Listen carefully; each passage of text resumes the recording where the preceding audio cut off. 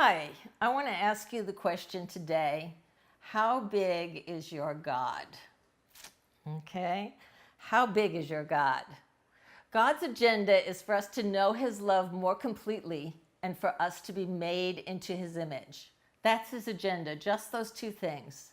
For us to know his love more completely and for us to be made into his image. 2 Corinthians 3:18 says, "But we all with unveiled face, beholding as in a mirror the glory of the Lord, are being transformed into the same image from glory to glory, just by the Spirit of the Lord." So as we take in his love, as we take in his Spirit, then it becomes ours. We are made in his image. All right, we're going to look at seven I want to say stages, but they're not stages. They're characteristics of God, 7 characteristics.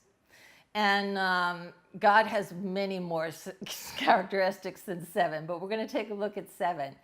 And why I call them characteristics is God tends to show himself to us in different ways. He has so many facets of his character, and he shows himself to us in so many different ways, all the ways that he wants us to be, himself to be known to us.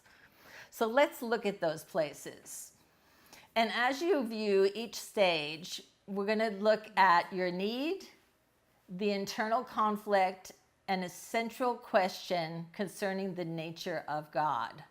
So God comes, and this is an important thing to know about God. God comes in the midst of our trials, and he can show up and show us a place in him that we've never seen before.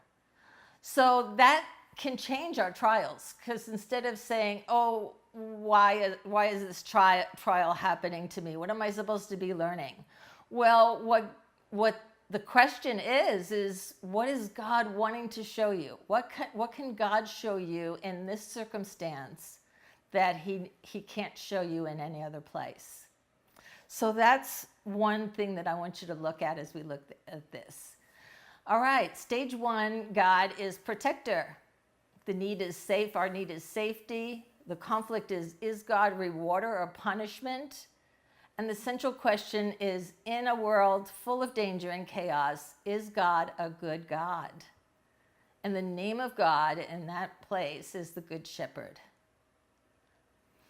We're going to look at the covenant God, stage 2, the covenant God. And that question is God a personal God? Will he hear and answer my prayers? But he is a covenant God. He's made a covenant. His promises are true, and he will be faithful to his promise. Stage 3 is Redeemer God. And that our need is forgiveness of sins. And the conflict is self-righteousness or shame versus unconditional love. And he wants us to take in his forgiveness and his love and to know it. So that is the Redeemer God. And the name of God in that place is Jesus the Savior. Stage 4 God is peace. And the need is our internal peace. And the conflict is anxiety versus peace. The central question is, how can I be in the world and not of it? So we can be in the midst of the conflict of the world, but we can be hidden in God. We can be in his peace in that place. So the name of God in that place is the Prince of Peace. Stage 5 is Creator God.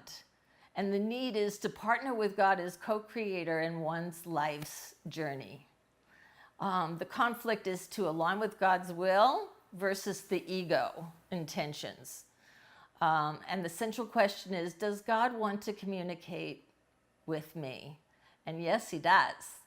And the name of God is Creator. He makes us to be creators with him, co-creators with him as we join with him. And stage 6 God is Healer. And our need is to experience God. The conflict is the battle between seeing with our spiritual eyes or trusting in the material world.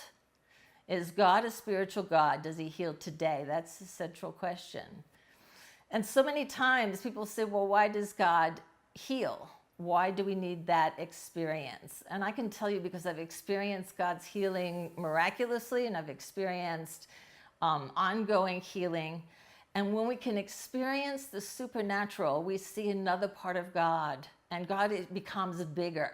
And each one of these stages, we see God in a different way. We see him in a bigger way. The name of God in this place is physician. Jesus stood in the temple and he declared himself as physician. And stage 7 God is pure being. And this is the need of unity with God, transcendence, and unity with one another.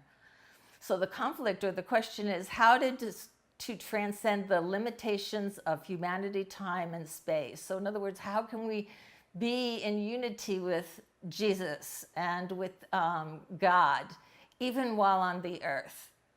And we can, because we have the Spirit living in us. If we have Jesus living in us, we have the Spirit of God. So the central question here is, how big is our God? And he answers, the name of God is I am. He is the I am God. Beloved, now we are children of God, and it has not yet been revealed what we shall be. But we know that when he is revealed, we shall be like him, for we shall see him as he is. And the more that we catch glimpses of him, even while we're here on earth, the bigger he becomes, and the more that we can take in his love and all of who he is, and make it part of all of who we are. Thank you for watching. If you enjoyed this video, please like and subscribe for new videos every week.